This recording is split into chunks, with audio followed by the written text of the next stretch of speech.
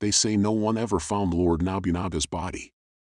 Historians argue about it, whether the fire consumed him completely, whether his head was smuggled away, whether it was all part of some secret plot. They write in fine brush strokes and clean dates.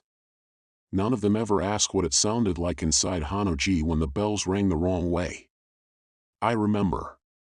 My name doesn't matter. I was 16 that summer, a low-ranking attendant whose job was to sweep corridors, polish armor that would never see the battlefield, and carry trays for men whose names would be carved into history. On the first day of the 6th month of Tensho 10, what you'd call June 21st, 1582, Kyoto was heavy and wet with early summer. The air in Honnō-ji tasted of tatami, incense, and iron. Lord Nobunaga's armor, the black lacquered cuirass with gilded fittings that had terrified half the country, stood empty on its rack outside his chamber. He had come to the capital with almost no guards, confident, almost careless.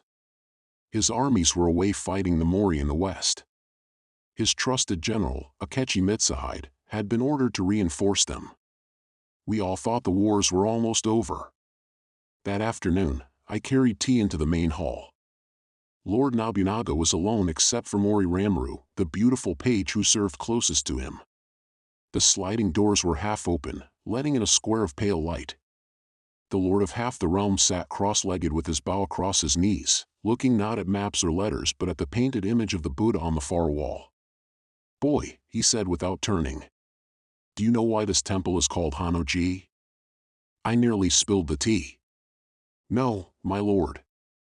"Honnō," he said, "is the temple of instincts. The place where your true nature burns through whatever lies you tell yourself." He finally looked at me. His eyes were calm, almost amused. "If I burn here," he said, "what do you think will come out?" Ranmur shot me a warning glance. It wasn't my place to answer. "I don't know, my lord." Nobunaga smiled faintly. "Neither do I," he said. "That's the only interesting thing left." He waved for the tea. My hands shook as I poured. It was a strange conversation, but the man was strange. We had grown used to that. Still, that evening, as I went about my chores, those words clung to me like smoke, the place where your true nature burns through. The first omen came with the bells. Past midnight, when even Kyoto's night sounds had faded, I was awakened by a low, wrong note rolling through the temple. Honnō-ji's bell usually rang with a clean, round tone. This time it shuddered, as if something had gripped the bronze from the outside. I thought it was a dream. Then it rang again, too quickly, not in any pattern used for prayer or for alarm. Just 3 heavy strikes that made my teeth ache. I slid my door open. The corridor outside was dim, lit only by a single oil lamp. The air felt thicker than before, charged, as if a thunderstorm were crouching just above the roof tiles. Down the hall, a monk hurried toward the bell tower, his sleeves fluttering. "Who's ringing at this?" he muttered, and then he stopped. I could see only his back, but every hair on his neck stood up like a brush. "Who's there?" he called. No answer. The bell rope swayed on its own in the tower, moving back and forth as if pulled by an invisible hand. The wooden striker knocked lightly against the bronze, not enough for a full tone, just a dry, frustrated clack. The monk whispered a sutra under his breath and backed away. That was when I realized the air didn't just feel thick. It smelled wrong. Under the incense and oil there was a faint hint of something sharp and sour, like steel left too long in blood. I told myself it was my imagination. I went back to my futon, wrapped a thin summer quilt around myself, and listened to my heartbeat until I finally drifted off. The second omen came just before dawn. Honnō-ji had a small courtyard garden where we grew herbs. I was there at first light, cutting leaves for the kitchen. The sky over Kyoto was still gray, the city quiet. That was when I heard the drums. At first they were distant, muffled by the morning mist. Many feet moving in time, armor shifting, banners snapping in a wind I could not feel. It sounded like an army marching through clouds. We weren't expecting any troops. Lord Nobunaga's men were far away in the west. No other daimyo would dare bring an army into the capital without his leave. The sound grew louder. I hurried to the gate, heart pounding. Other attendants were already there, peering through the crack. "What is it?" I asked. "Soldiers," one whispered. "Akechi's men. They must be passing through on their way to the west." That made sense. Mitsuhide had been ordered to join the campaign against the Mori. If his troops were simply marching nearby, there was nothing strange about it. But the drumbeat wasn't the steady, confident rhythm of men traveling. It was too measured, too slow, like a heartbeat that has decided on something. When the banners finally emerged from the morning haze, the sun picked out the Paulownia crest of the Akechi clan. The soldiers turned, not down the main road out of the city, but up the small avenue that led straight to our gate. I felt every drop of blood drain from my face. Behind me, someone whispered, "That's wrong."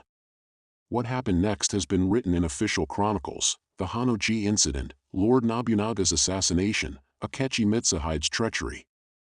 They tell you that Mitsuhide's forces surrounded the temple, that Nobunaga fought with bow and sword until he was overwhelmed, that he retreated to the inner chamber and committed seppuku while the temple burned. All of that is true. None of it says what it was like to stand between the outer and inner gates while the first volley of arrows fell like black rain. Mitsuhide's soldiers did not shout battle cries at first. They advanced in eerie silence. I saw their faces, not hateful, not eager, just blank, like masks carved from pale wood. When they stopped, when they finally raised their voices, it was not "Ei" or "Ya," but a strange, flat chant that I could not make out over the sudden thunder of arquebus. The front of the temple exploded in smoke and splinters. Men around me went down without even crying out. A tile shard sliced my cheek. The world became a blur of screams, gunpowder, and the hot stink of fresh blood. Someone dragged me back. "Run, idiot!" Ranmaru shouted, his elegant face streaked with ash. To the main hall. We sprinted through corridors that were already filling with smoke, past monks frantically carrying scriptures, past courtiers still in their night clothes. The temple that had always seemed so solid now felt like paper, ready to crumple at a touch. In the central hall, Lord Nobunaga stood in full armor, bareheaded, his hair loose around his face. Servants tried to tighten his cuirass, but he waved them away. He looked almost amused. "So," he said, and his voice cut through the chaos. "Mitsuhide, is it? Even instincts can be bought, it seems." We didn't understand what he meant, not then. Outside, the enemy shouted as they broke through the outer doors. The sound of flames joined the drums. The Lord knocked arrows to his bow and fired them with the speed of a man half his age. Each shaft found a target. Men dropped in the courtyard, armor clattering. "Cowards!" Nobunaga shouted. "If it's my head you want, come and take it like warriors." The only answer was more gunfire. A pellet shattered the pillar beside him. Splinters flew. Ranmaru stepped in front of him without thinking, drawing his own sword. "Lord," he said quietly, "this hall will not hold long." Nobunaga smiled. "It was never meant to," he said. "Go. Prepare what is needed." Ranmaru bowed and vanished into the smoky dark. I remained where I was, rooted like a weed. "Boy," Nobunaga said. "Do you want to die here?" I don't know, my lord." "Honest," he said. "Good. Then listen." He drew a final arrow, aimed, and loosed. An enemy officer fell, screaming, before he could set fire to the inner doors. "History will say many things about this morning," Nobunaga said. "That I was careless. That I was betrayed. That I lost." He looked at me, and for the first time I saw something behind his gaze that was not fury or amusement but a deep, cold curiosity. "But you and we will know there is one question they can never answer." "Question, my lord?" "Where did I go," he said, "when the fire closed over me?" A burning roof tile crashed down nearby. The hall shook. "Leave," he ordered. "Tell the others this: I do not permit Mitsuhide to have my corpse. The rest is their problem." I bowed so fast my forehead smacked the floor. When I looked up, he had already turned away, sword drawn. Ranmaru found me in the corridor. "This way," he said. "Hurry." He led me through a side passage I'd never noticed before, down toward the storehouse where offerings and old scrolls were kept. The smoke was thicker here. My lungs burned. "Why are we going down?" I coughed. "Isn't the gate?" "There is no gate," Ranmaru said. "Only fire." He slid open a small door at the back of the storehouse. Behind it, a narrow stone stairway led even deeper. "Where does?" Questions later. We descended into cool darkness. The booming of drums and gunfire faded until all I could hear was my own ragged breathing and the faint crackle of flames far above.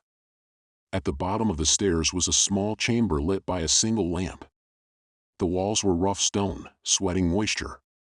In the center stood a low, blackened altar that looked older than the temple itself. "What is this place?"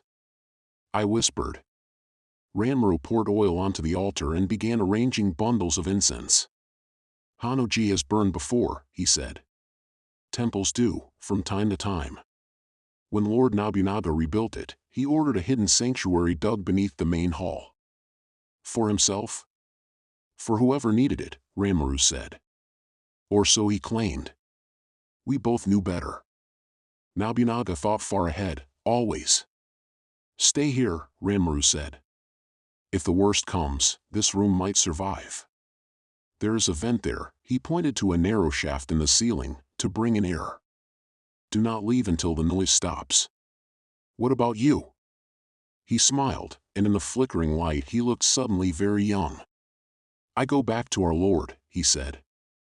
"A page does not hide when his master burns." I grabbed his sleeve. "Ranmaru, does he mean to die?" "He has already decided," he said gently. "We are simply walking to catch up." Then he pulled free and was gone. I wanted to follow. Every nerve screamed at me to run back up the stairs, to stand beside them, to die properly. Instead I stayed, as ordered, in the little stone womb of the temple. The sounds above grew louder, shouting, the crack of beams collapsing, the scream of the great bell as it fell from its frame. The earth trembled as if some huge beast were shifting its weight. Smoke drifted down through the vent, bringing with it the smell of burning wood, cloth, hair. And underneath all that, something else, a sharp, metallic tang, like hot iron. I knelt in front of the altar and tried to recite a sutra, but the words tangled in my throat. At some point, whether minutes or hours later, I heard a new sound. Footsteps. Not the chaotic pounding of battle, but a slow, measured tread directly above me, as if someone were walking in a circle over the vent. The flame of the lamp shivered. I held my breath. The footsteps stopped. For a moment there was absolute silence. Then a voice spoke, clear and calm, as if the speaker were just on the other side of a thin paper door. "Is this where you hide the truth?" it asked. It was Lord Nobunaga's voice. I almost cried out in relief. "My lord," I whispered, scrambling to my feet. "Are you alive?" the voice finished, amused. It echoed strangely in the stone room, as if a dozen mouths were repeating at a heartbeat late. Alive, dead, such small words. "Come out, boy." My hand went to the stairway. Then I froze. There was something wrong about the voice. No heaviness of breath, no raggedness from smoke or battle. It was too smooth, like ink on a blade. "Open the door," it said softly. "I need someone to carry what remains of me." I looked at the lamp. The flame had drawn itself into a thin, trembling needle, bending toward the vent. Every instinct in me screamed not to go. My lord told me to stay here," I whispered. "Until the noise stops."